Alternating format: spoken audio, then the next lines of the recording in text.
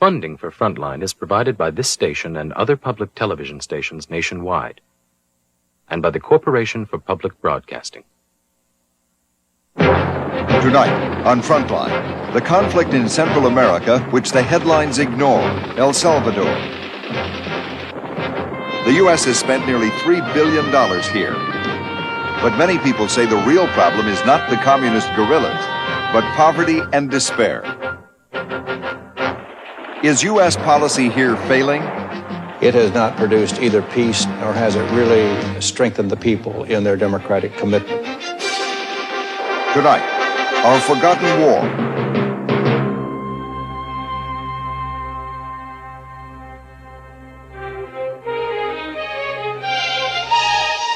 From the network of public television stations, a presentation of KCTS Seattle, WNET New York, WPBT Miami, WTVS Detroit, and WGBH Boston. This is Frontline with Judy Woodruff. Good evening. During President Reagan's second term, the debate here in Washington about our policy in Central America has focused on Nicaragua and, more recently, Panama. But the U.S. has been putting its money into El Salvador. Since 1980, we have supported the government of El Salvador with more than $3 billion in economic and military aid, nearly 10 times the amount given to the Nicaraguan Contras. The U.S. government now contributes more to the Salvadoran budget than the people of El Salvador do. This enormous investment was aimed at defeating the leftist guerrillas in El Salvador and in creating a centrist democracy there, a model for the rest of Central America. Tonight, Frontline examines the impact of the American program in El Salvador. Producers Mark Cooper, George Mall, and Richard O'Regan of Christian Science Monitor reports gained unprecedented access behind guerrilla lines and returned from El Salvador with a portrait of a troubled land. Their report is called Our Forgotten War. The people of El Salvador, we've heard, weren't ready for democracy. The only choice was between the left-wing guerrillas and the violent right. And many insisted that it was the guerrillas that truly had the backing of the people. But with your support, we were able to send help in time.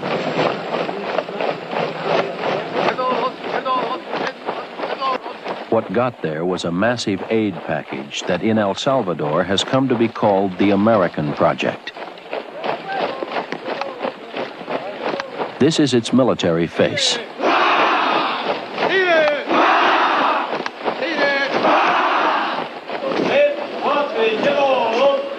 A barricade of humanity and steel in the path of hemispheric revolution.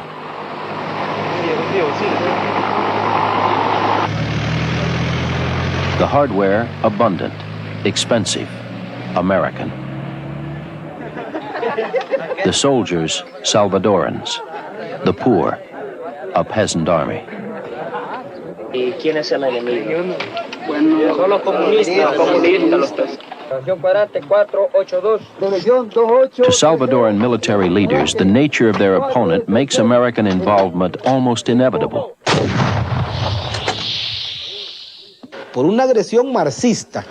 When we were threatened by Marxist aggression, we decided to call upon our natural allies to protect us, the United States of America.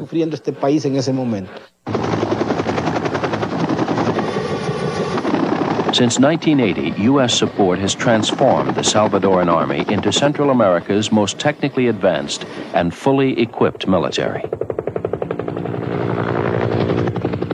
An army fueled by hundreds of millions in U.S. tax dollars, polished and oiled by American advisors, and supported by a U.S.-supplied fleet of warplanes and helicopter gunships.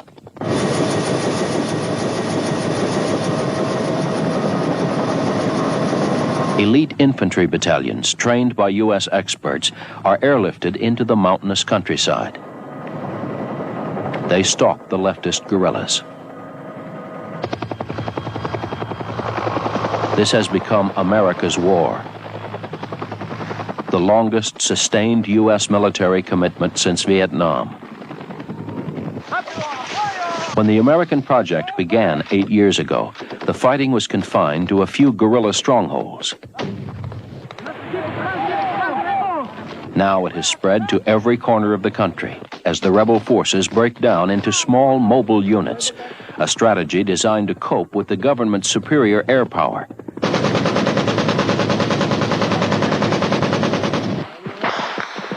A strategy that has led the Salvadoran army to spread itself thin.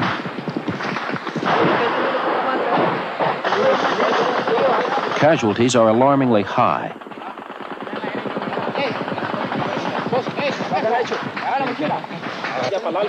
As many as 1 in 10 soldiers are killed or wounded every year.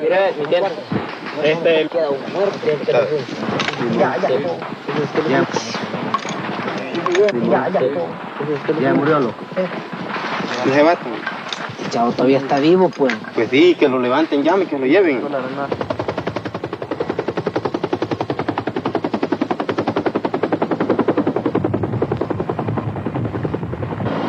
After nearly a decade of war, neither side has a clear advantage. The numbers of casualties are disputed, but it is estimated that more than 100,000 Salvadoran citizens have been killed in the war or political violence since 1980.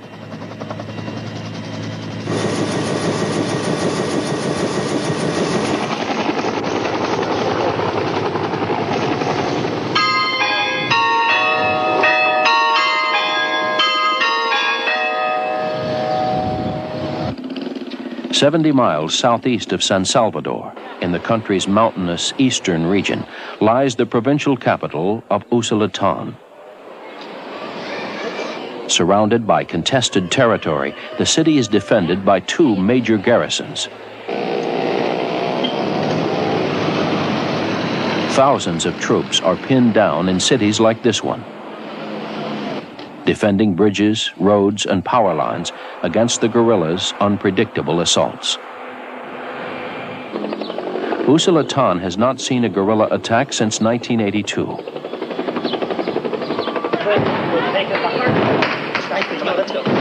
On the night of February 17th, the war strikes.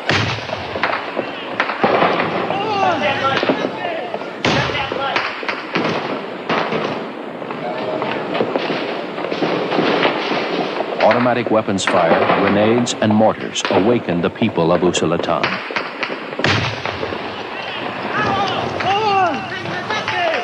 In the heart of a city supposedly controlled by the Salvadoran army, the garrison is under siege.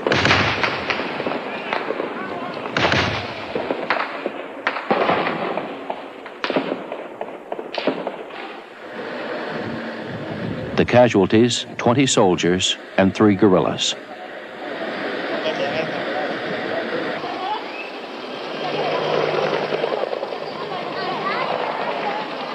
Seven civilians are killed, 4 of them children.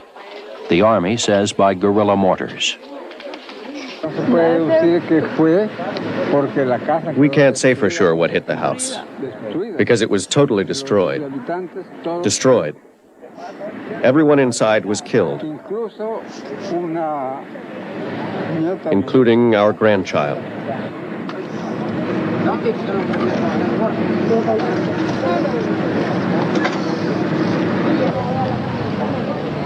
In the aftermath of the attack, the townspeople are angry. Why is there so much war here? Who knows? What's that you said, sir? Hunger. Hunger. Hunger is the cause of war? Yes. Why? It's the injustice. The government promised us things that have all turned out backward. Everything's bad. It's done nothing. So much aid that's been given to this government, and we've gotten nothing.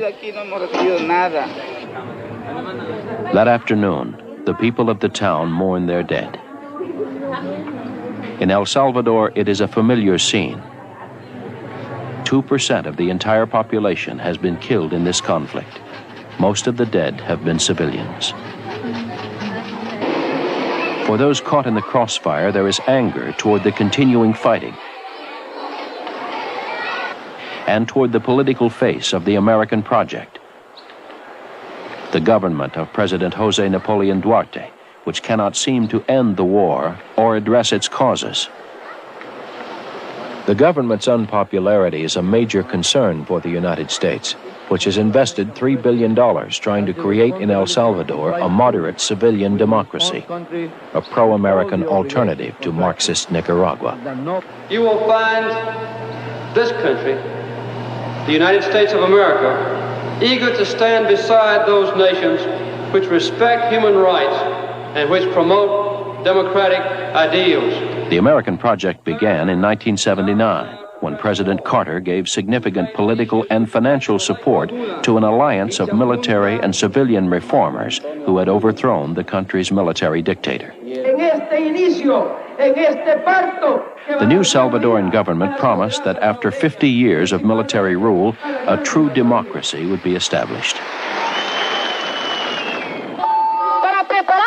They hoped to undercut a simmering leftist guerrilla movement with a program of land redistribution and economic reforms. For 50 years, the country's tremendous disparities of wealth had sparked unrest and rebellion. One of the things we did was demonstrate to the Salvadoran government that as long as they were moving toward democracy, that we would help them out economically and militarily.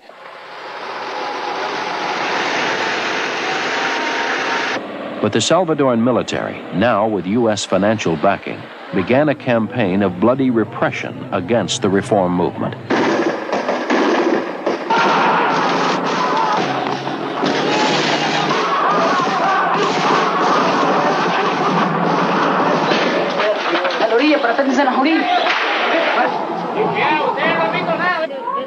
With the aid of government security forces, the death squads killed thousands.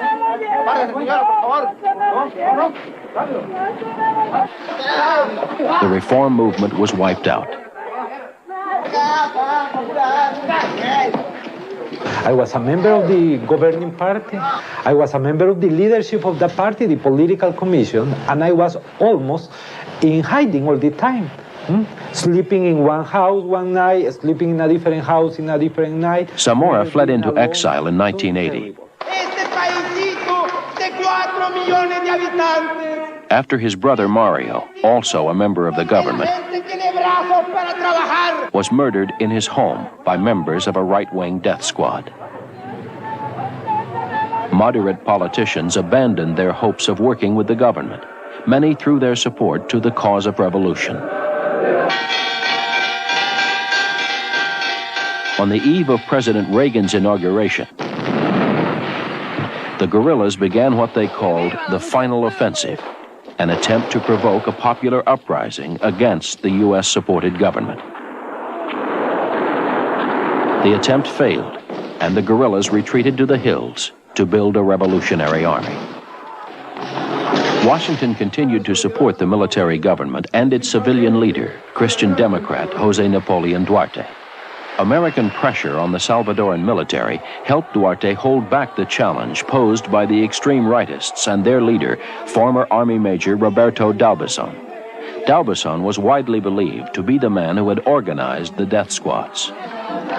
His Arena party represented El Salvador's traditional rulers, the wealthy landowners and military leaders who resisted any change in the nation's social system. With the left afraid to campaign openly, Arena became the only political party capable of opposing the government. But in the 1984 presidential elections, Duarte defeated D'Aubuisson. The U.S. government was now satisfied that Salvadoran democracy was firmly in place. El Salvador faded from the headlines. In Washington, support for the Duarte government was no longer controversial. We're really allied with the good guys here. I mean, our people in the United States, we cannot expect them to support a foreign policy that does not support decency and democracy and attempt to improve justice systems and attempt to improve the standard of living, and we're with those kind of people. But the ruling Christian Democratic Party has fallen into disarray and recrimination after a series of defeats at the polls and accusations of corruption, problems made worse by President Duarte's failing health. Last month, he turned his office over to the vice president and left the country for medical treatment.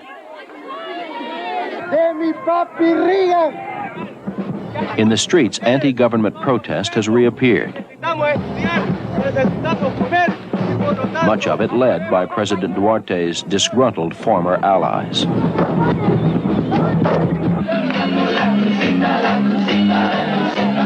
The rightist Arena Party is confident that popular discontent will bring it to power in next year's presidential election.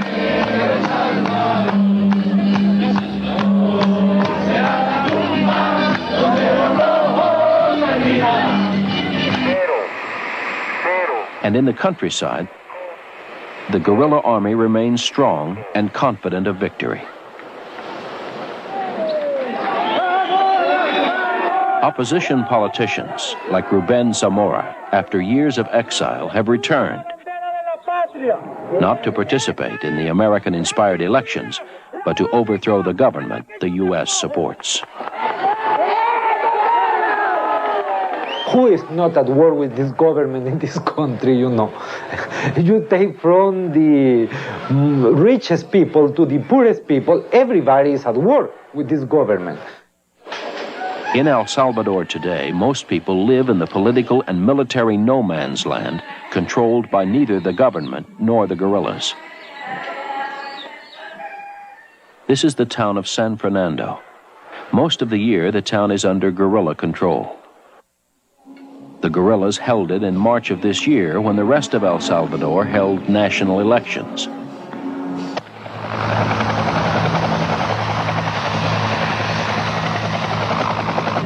Now, 2,500 government troops have been moved into the area. Under their protection, the election for mayor will be held a month late. The candidates have never appeared in town. Neither party has campaigned. Mayors and candidates are considered by the guerrillas to be part of the war against them. More than a dozen have been killed in the last few years. The new mayor, like the current one, will live and work 30 miles away in government-protected territory. And like the mayor, the voting process itself must be protected by government troops who are rarely seen in San Fernando.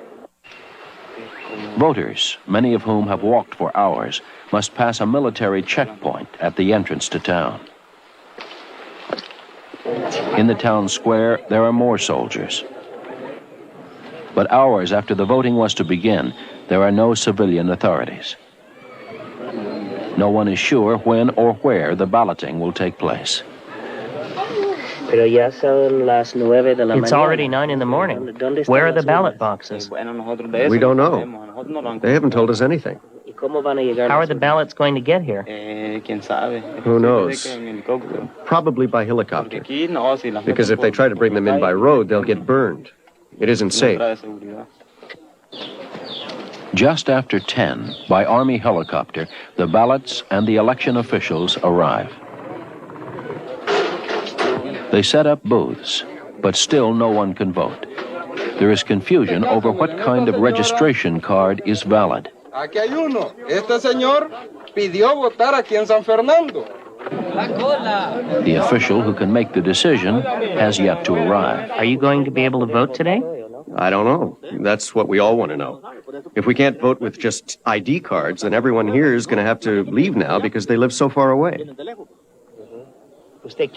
You want to vote? Of course I do. Why? It's a citizen's duty. We're all citizens. It's to prove that we're citizens. We elect our president, our mayor, our officials. That's why we're here.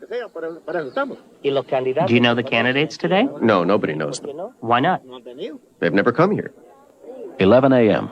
The remaining officials arrive on another helicopter.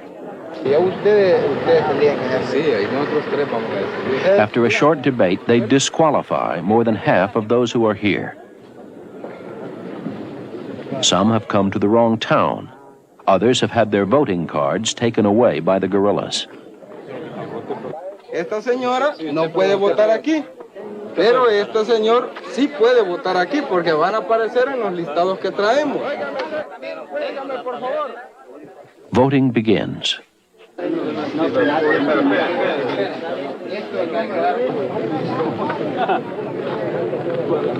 Ahí.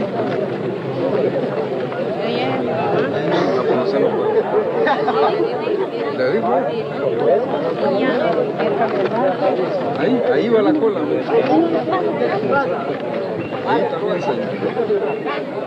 Why are you voting for Arena, not the Christian Democrats? Because that's who we decided to vote for. For any special reason? No special reason. That's just who we're voting for. Why? Well, that's who we're going to vote for because that's who we decided to vote for. Who is the Arena candidate? We don't know.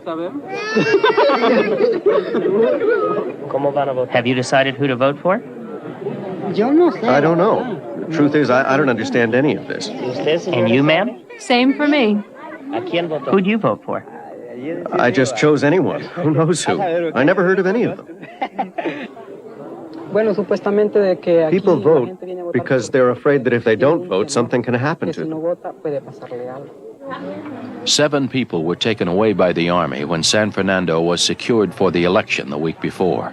Those who remain fear the army will treat them as guerrilla collaborators if they can't prove that they have voted. What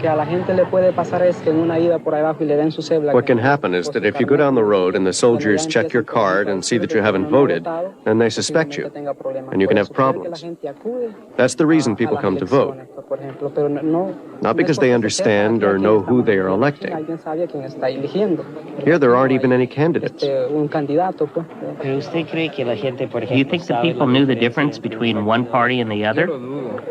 I doubt it. I doubt if they knew any difference. With the voting finished, the election officials asked the soldiers to radio for a helicopter.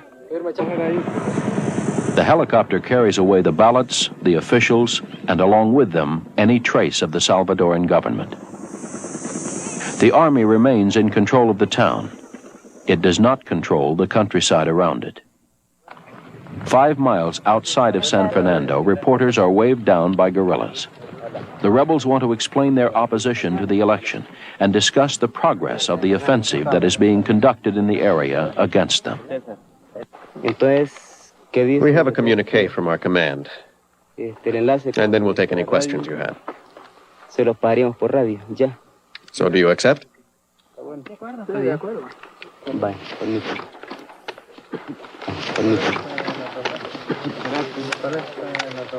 A press conference is assembled a few yards off the road. The questions are relayed by walkie-talkie to the rebel commanders and carried in full on the guerrillas' radio station, Radio Farabundo Martí. Desatando una brutal represión y terror, aprovechando la cobertura que puede darle el show electoral en San Fernando para que dicha represión pase desapercibida. The press conference lasts more than an hour. Less than 1 minute's helicopter flight from the nearest government-controlled town. El resultado de este propósito, un total fracaso. Seguimos presentes en todas partes y accionando en la retaguardia del operativo. The mountainous region along El Salvador's border with Honduras has been a traditional sanctuary for guerrilla operations. The insurgents who stopped the press outside San Fernando are based in this province of Chalatenango. But it is in this northeastern province of Morazan where the guerrilla army, known as the FMLN, maintains its most secure zone of control.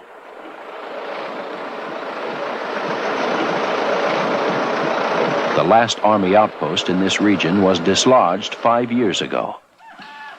Now, the town of Perquin is the unofficial capital of what the FMLN refers to as Free El Salvador. The government army can occupy this town and the territory around it. For several months last year, it did, but it can only hold the town for short periods of time.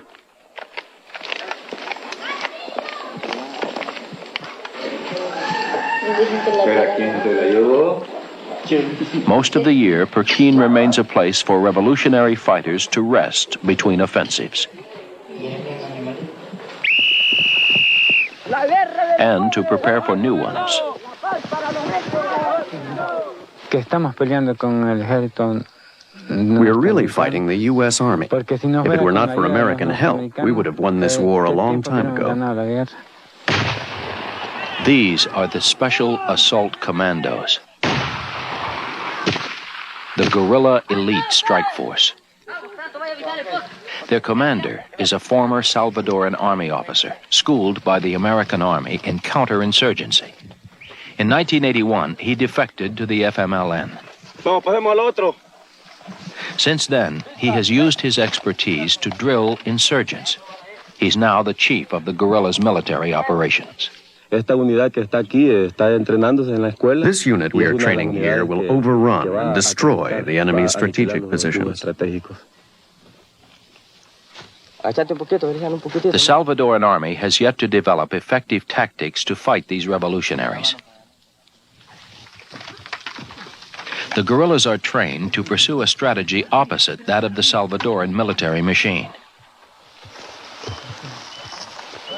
To fight a protracted war of infiltration and surprise. A war the guerrillas believe the Salvadoran military has neither the ability nor the commitment to fight. I've been in both armies. The big difference is in the sacrifice and commitment of the Revolutionary Army. Its determination to fight doesn't at all depend on outside factors, but rather on the political and ideological commitment of each soldier. Each one knows exactly why he is fighting. And it has organized a large network of supporters and collaborators. Their clandestine radio stations are the voices of the revolution, carrying the message of the rebellion's tactics and purpose to an audience who, the guerrillas say, is more and more inclined to listen. Trabajador, pasa la consigna. Tu arma es el fuego. Acumular gasolina. Botellas vacías. Tela de algodón. Fabrica el armamento popular. Pasa la consigna. Tu arma es el fuego. Tu arma es el fuego. Todos al combate.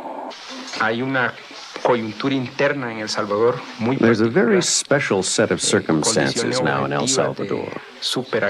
An extreme sharpening of the economic, social, and political crisis. It's much worse now than it was when the war broke out in 1980. It's much harder now for the people. FMLN commander Joaquin Villalobos is the leader of the revolutionary forces. This is his first interview with the U.S. media. The relationship between our forces and the people has been greatly improved and cemented.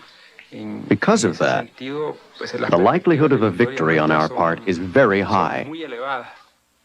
In the capital of San Salvador, the American ambassador is confident that the Revolutionary Army is in decline. I think that we have broken the back of their military might already. There are probably 1,000 fanatics that can stay out there for a long time.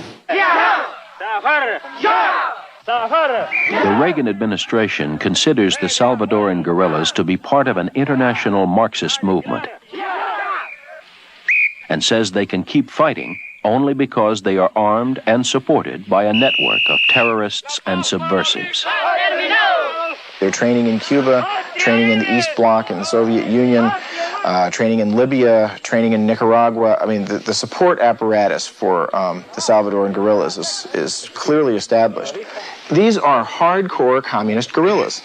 They're hardcore communist guerrillas. They have no interest in participating in a democratic system. They don't believe in it.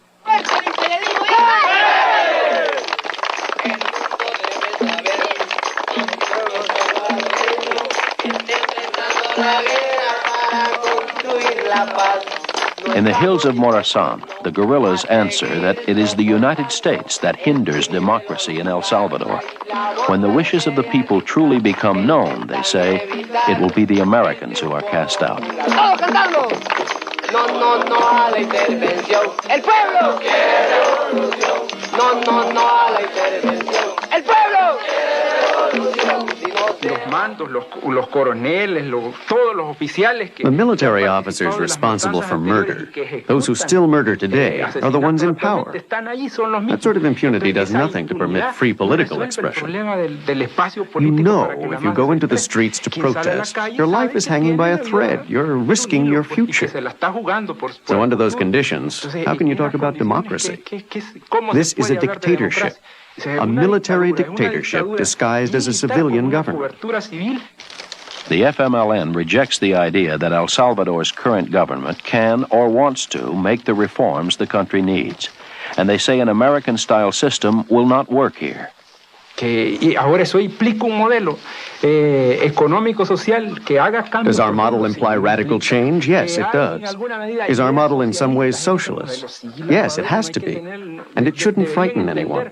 You have to understand that we cannot copy your model. You built your capitalist system by oppressing and exploiting our continent.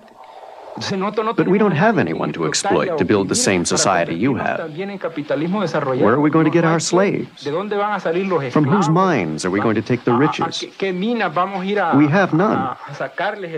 We must build our society with our own labor. Just let us get on with it. In response to the U.S. allegation that their revolution is foreign-supported, FMLN leaders say they have the right to buy weapons from wherever they can. The foreign source of most of their guns, they say, is the Reagan administration. They are either captured from the Salvadoran army or purchased from another American-financed force, the Nicaraguan rebels. Are you buying guns from the Contras? Yes, we buy from the Contras. The Contras deny the charge, but FMLN commander Roberto Roca insists that the Contras are indeed selling some of their weapons to the Salvadoran guerrillas. So, guns paid for with U.S. tax dollars and earmarked for the Contras are winding up in our hands. Fortunately, they're now in good hands, going for a good cause. Whenever they can, the guerrillas make their own, from homemade uniforms to home-brewed bombs and explosives. The guerrillas are developing their own weapons industry. Regional Commander Jonas has called local guerrilla leaders together for a firing test of what they call popular armament. Artillery is made from the crudest of materials. We wrap all this in a burlap bag. Then we tie it with hemp so that the shrapnel won't fall out in flight. You want it to explode and expand when it hits the enemy forces.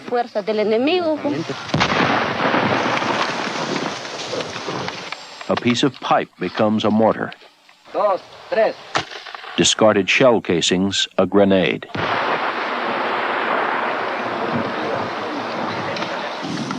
The testing is interrupted. A government plane is heard overhead. One of the fleet of American-supplied A-37 bombers.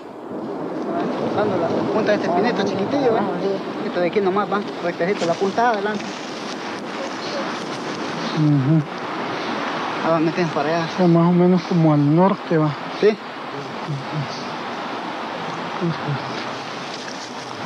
The plane passes. Testing is resumed.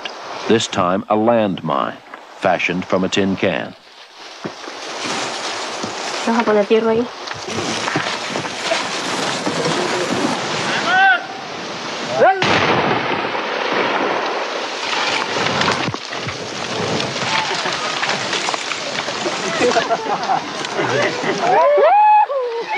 ¡Venimos para luchar! ¿Qué pasó, amigo? ¡Patria libre! The guerrilla forces feel they can fight this kind of war indefinitely.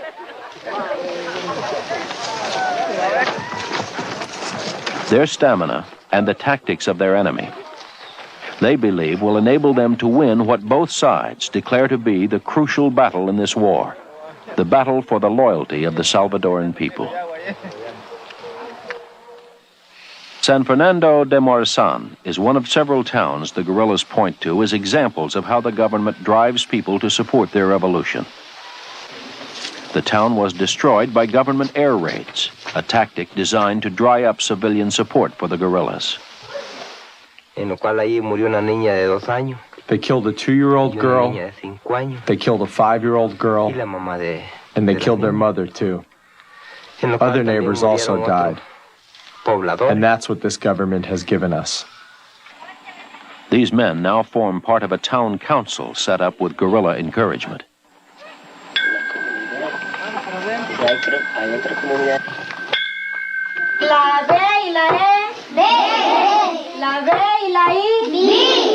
When the Salvadoran government refused to fund a school, the town council built its own and hired a teacher.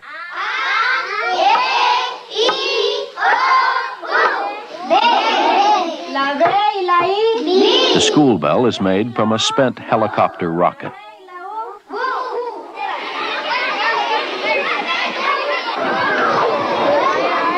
With guerrilla encouragement, this women's committee has organized to bring food into Pekin, to smuggle it past army roadblocks. The committee provides lunch for the school children twice a week.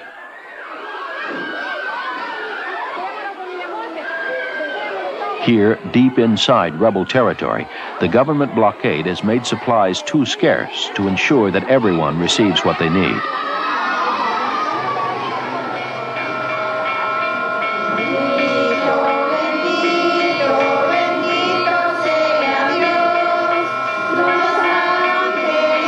Cut off from adequate food and medical care, this 2-year-old was claimed by the #1 killer of Salvadoran infants: diarrhea and dehydration.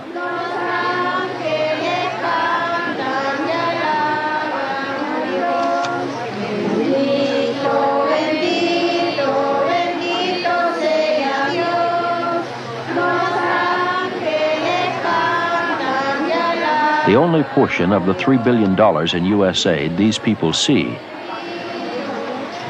are the weapons used against them. In the capital of San Salvador, the center of government control, living conditions have declined over the course of this war. It is a city choked with refugees and poverty. In the last 10 years, the population of San Salvador has doubled. Consumer buying power has dropped 50%. Half the population has no access to clean drinking water.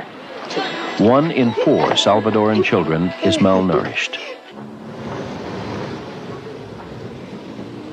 This is San Miguelito, a typical neighborhood in San Salvador. People here live in shacks constructed along a river choked with sewage and trash.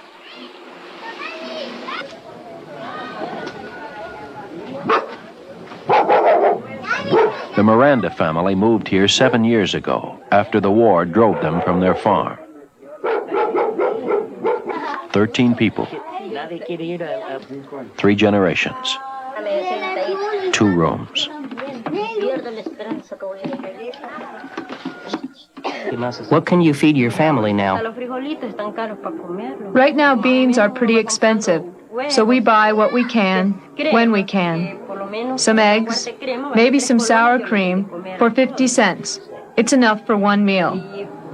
You get what you can, maybe a pound of sugar, a pound and a half of beans, because 2 pounds now cost too much. Have you asked for a salary increase? Well, that's not allowed. You can't ask for a raise. You know, it's a government job. If we ask for a raise, they fire us. If you want to get along, you keep quiet.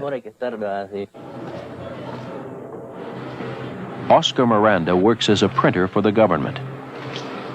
His father and brother also contribute full-time salaries to the household. By Salvadoran standards, this family is doing well. Half the population has no job at all. They live like the people of Rio Las Cañas, trying to support themselves however they can. The people here are refugees who have come to the outskirts of San Salvador looking for peace or for work. They earn their money by digging sand out of the riverbed and loading it onto trucks for use in construction projects. Can you support your family with what you make here? No. God knows we can't. With the needs we have, only God can help us. When we don't have money, I send my wife with 10 cents up to the store to buy fish skeletons for soup. They strip off the meat and leave us the head and the bones. That's what we eat. As in every community in El Salvador, the war is never far away. How much will the three of you make? $2. For how much work? For a truckload. $2 for the three of us.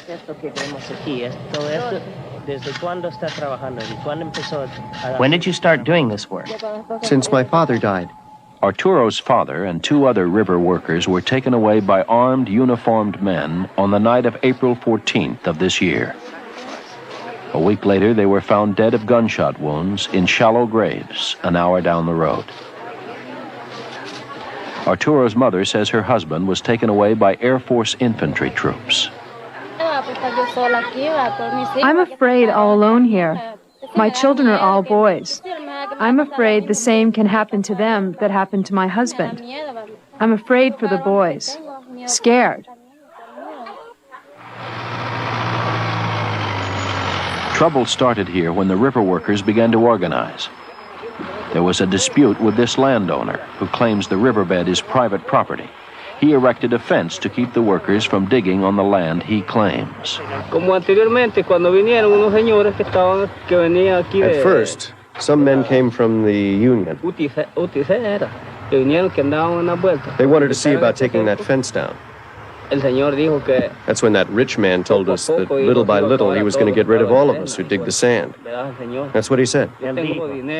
Not long afterward, the three men from Rio Las Canas were kidnapped and murdered. They're all working here illegally. They're squatters. None of them have title. They don't own any of this land. They haven't paid anything for it. You're armed. Do you feel threatened? Yeah, sure. We're constantly threatened. By whom? By all these people. These people over here? Yes, by all of them. By agitators and union leaders. How have they threatened you? They said they're going to shoot me. Machine gun me. Are any of you armed? No, no one here has any weapons. All we have are hoes to cut down the weeds. No one has any weapons. We're just poor people. He's the only one around here who is armed, and that's to threaten us.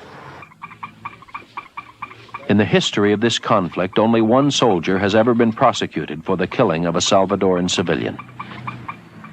65,000 civilians have been killed in the last 10 years. I'm afraid. I'm afraid because they took the others away without us knowing why. They can take me away for no reason at all. Despite the murders, the workers continue to dig sand from the riverbed. They have no place else to go and no other way to make a living. My real fear is that I don't know who wants to kill us. It's nothing but hatred, pure hatred.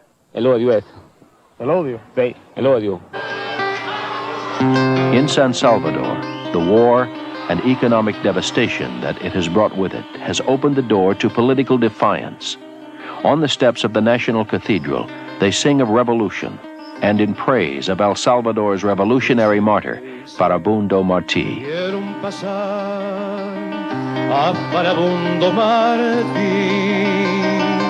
5 years ago, this concert could not have been staged. Its organizers would have been in hiding, in exile, or dead. Dicen que vieron pasar a Farabundo Martí, por Izalco, Guayúa y León, por Sonsonate y Quiché, por Nicaragua y El Salvador, por Guatemala pasó, con su luz de liberación, Farabundo llegó. The site of the concert, the plaza in which protesters had been killed by Salvadoran troops, is a powerful political statement. Se acerca la insurrección, echaremos fuera a Duarte, al ejército y su patrón, porque ahora ya estamos claros que nuestra participación, todo este pueblo guanaco vencerá la intervención.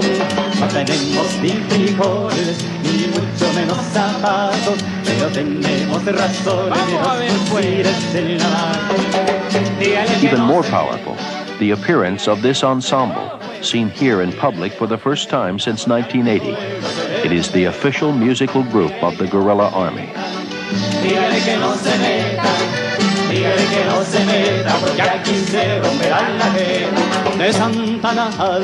The American project helped make open political protest possible, hoping to draw the left into supporting peaceful change.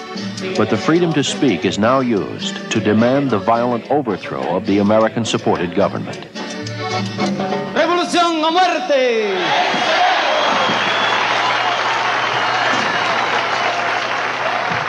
The next morning, 20,000 workers came into the streets to confront the government.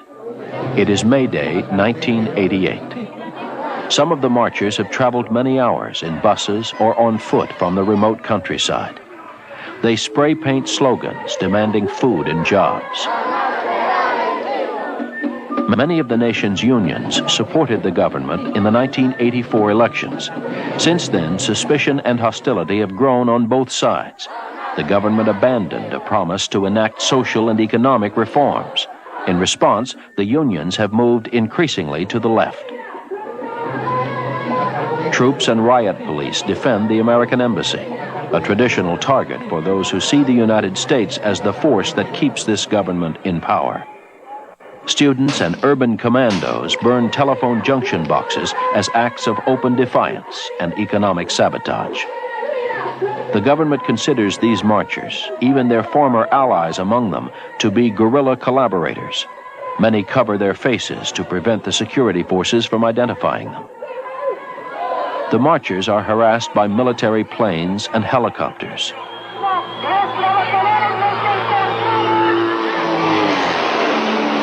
A bomber drops pro-government leaflets.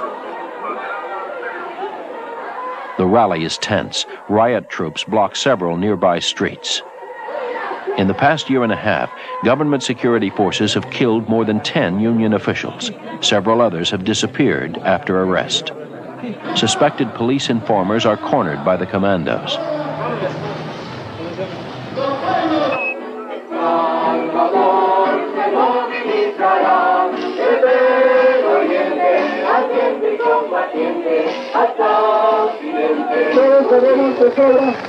A military helicopter circles so close it is difficult to hear the speakers. The crowd responds with taunts and chants of solidarity. The speaker, Ruben Zamora, like many of the marchers, is a former ally of President Duarte and a former supporter of the American project. Y el ministro de Relaciones Exteriores de Reagan decía hace 7 años que iban a trazar la línea para parar la revolución en El Salvador.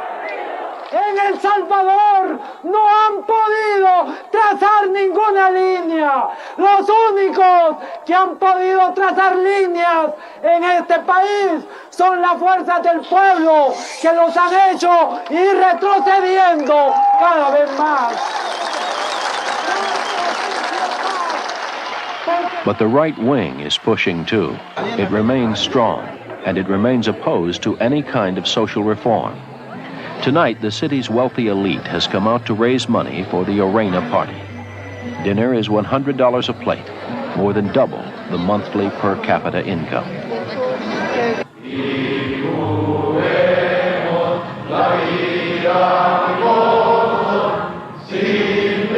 This march, Arena dealt a devastating blow to the ruling Christian Democrats when it won control of the National Assembly. Arena mayors preside over 2/3 of the nation's cities. Its leaders, including former Major Roberto D'Aubuisson, believe El Salvador's political future is in their hands. They set up a whole propaganda machine, saying the best thing the U.S. ever did for El Salvador was to bring us this guy named Jose Napoleon Duarte. He was supposed to be the big star, the star quarterback, but he wasn't even fit to sit on the bench and pick up fumbled passes. Now the Americans have the tough job of explaining to their own people that it is Arena that has the support of the Salvadoran people. When the American project began, the U.S. promised to push the extreme right wing out of power. But 8 years later, Arena is El Salvador's leading electoral force. The party declares that while American aid is needed, it rejects the strings of political and military reform the U.S. has attached to that aid. If we play around with strategies made in the USA, we're finished. Sigfrido Ochoa, a former Army colonel who led a rebellion against the Duarte government in 1983, is now an Arena member of Congress. This is a dirty war. But the United States thinks that by making concessions to the communists, they can hold them back. But while a human rights policy is well-intentioned, it ties the hands of the government. It ties the hands of the armed forces. U.S.-educated businessman Alfredo Cristiani is Arena's most moderate public face, the man considered most likely to be El Salvador's next president. Cristiani considers the U.S.-backed land, economic, and social reforms to be misguided and a failure. It's very obvious that the countries that are better off economically use the private enterprise system. So why use some other sort of formula where it doesn't work? Finally, in Latin America then, what country would you point to as an example of the sort of system that you think would work for El Salvador? Chile. Arena's admiration of the politics and the tactics of brutal dictatorships like that of Chile's General Augusto Pinochet have been the reason that the U.S. has striven to keep the party out of power. But Arena's success at the polls has favorably impressed some American lawmakers. Arena won it fair and square. They had really good people out at the polls. They worked the crowds well. They were clean-cut, they were constructive, and they were pro-USA. They were wearing red, white, and blue aprons. And they wanted to identify with us. Now, I would just say, I came back and I read that D'Aubuisson had won the election, that death squads were back, that somehow the president's policy was in disarray. Well, not so. But some critics contend the American program is fundamentally flawed because it addresses the symptoms but not the causes of the Salvadoran rebellion. You cannot find a military solution to a problem of illiteracy, a problem of hunger, a problem of polluted water, a problem of no medical access for either pregnant mothers or for children once they are surviving the birth. Those are social, economic, political problems that can never be found at the end of a barrel, a rifle. Senator Hatfield is co-author of a recent congressional report on El Salvador entitled Bankrolling Failure. In many ways, the President Duarte has an impossible job under the current emphasis the United States has on maintaining the war. We are as much, if not more, concerned about maintaining a military action, a military confrontation, looking for a military resolution of social, political, economic problems. I mean, when you have a group of armed guerrillas who are committed to taking over the country by force, what choice do you have except to continue the war? So to blame U.S. aid for continuing the war is, it seems to me, both irresponsible and disingenuous. Of course we're continuing the war. Of course we are. There's nothing wrong with that. I see that in both parties, in the leadership of both parties, in the mainstream of both parties, there is very strong support for what is going on here. At the extremes of both parties, there is some criticism. But I think that this is a place where we do have bipartisan support and for policy, and I expect that consensus will hold. A consensus in Washington that this war, now mostly forgotten in the United States, must continue in El Salvador. In El Salvador, the people wait. They wait for the end of a war that has killed more than 100,000 of their people, twice as many as the number of American soldiers killed in Vietnam. They grow increasingly poor as they wait for the democracy and justice that the warriors say they are trying to create. They wait for the peace that all sides have promised, but none have secured.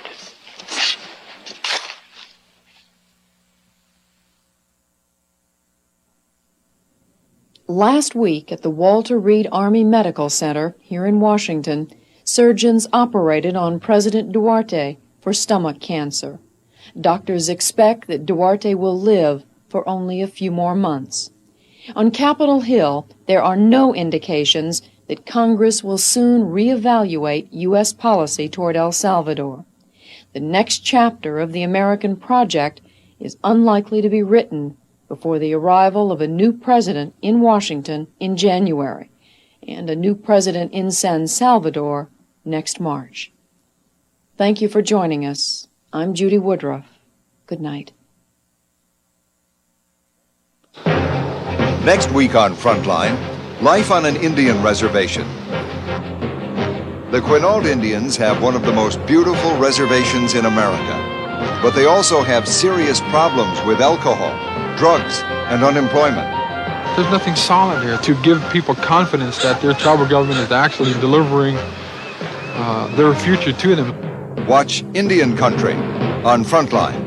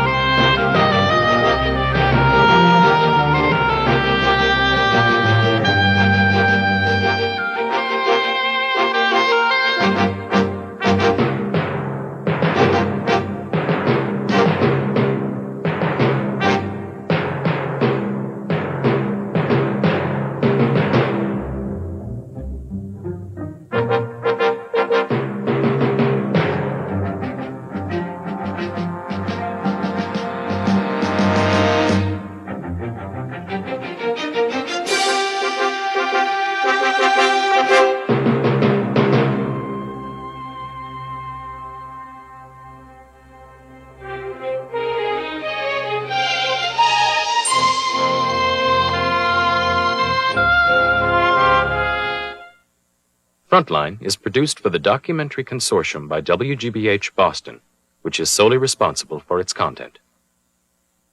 Funding for Frontline was provided by this station and other public television stations nationwide, and by the Corporation for Public Broadcasting. Educational organizations may inquire about videocassettes by calling 1-800-424-7963.